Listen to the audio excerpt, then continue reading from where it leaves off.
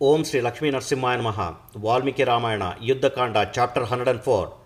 Ravana reprimands his charioteer and returns to the battle. Compelled by the force of destiny, Ravana, who was extremely angry and red in eye, spoke as follows to his charioteer, due to delusion.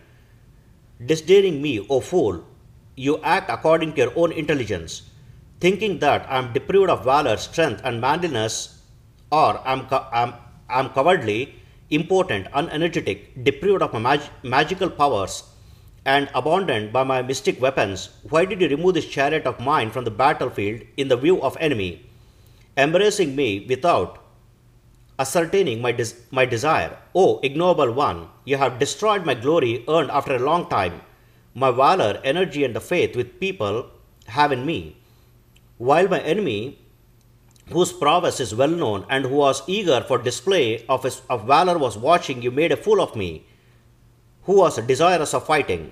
If out of delusion you fail to drive this chariot, my suspicion that you are influenced by the enemy will prove true. The deed you have done is surely not that of a well-wishing friend. It befits an enemy. If you have lived with me long enough and remembered the benefits received from me, quickly drive the chariot back until the enemy does not approach me. When spoken to in this harsh manner by Ravana, the charioteer, who was concerned about Ravana's well-being, spoke the following kind and courageous words. I was neither afraid nor bewildered, nor was I influenced by the enemy. I was not negligent, destroyer, or forgetful of your favors. I performed an act unpleasing to you as something beneficial to you. With a mind devoted to affection, I wanted to do you some service and protect your glory. O great king, acting like a petty and ignoble person, you should not hold me.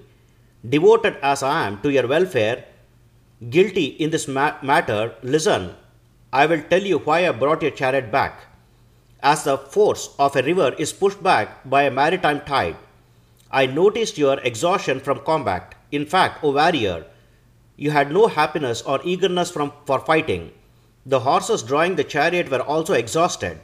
They were miserable and suffering heat exhaustion like cows pelted with rain.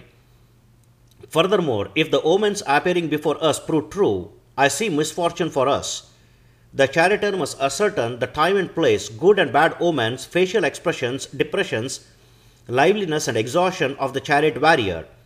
He must know the rises and depression of the earth, as well as its level and rugged areas, the time suitable for combat, and the visible weak points of the enemy, when to advance and when to pull back, when to hold one's own and when to retreat. All this should be known by a charioteer. I did this deed because of your exhaustion and that of the horse, and to relieve the terrible fatigue. I did not remove the chariot whimsically. O Lord, I did so of affection for my master. Command me according to the facts, O crusher of enemies, with a mind free from debts. I shall do whatever you say. Satisfied with the charioteer's explanation, Ravana thanked him fully and, desiring combat, spoke to him as follows. O charioteer, quickly drive this chariot towards Rama. Ravana will not retreat from the battleground until he has killed his enemies.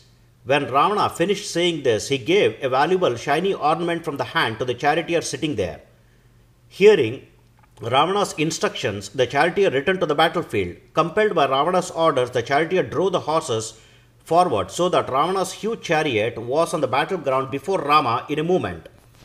Thus completes 104th chapter of Yuddha Kanda of the glorious Ramayana of Valmiki, the work of a sage and the oldest epic. Sri Moola Rama Vijayate. Om Sri Krishnarpanamastu.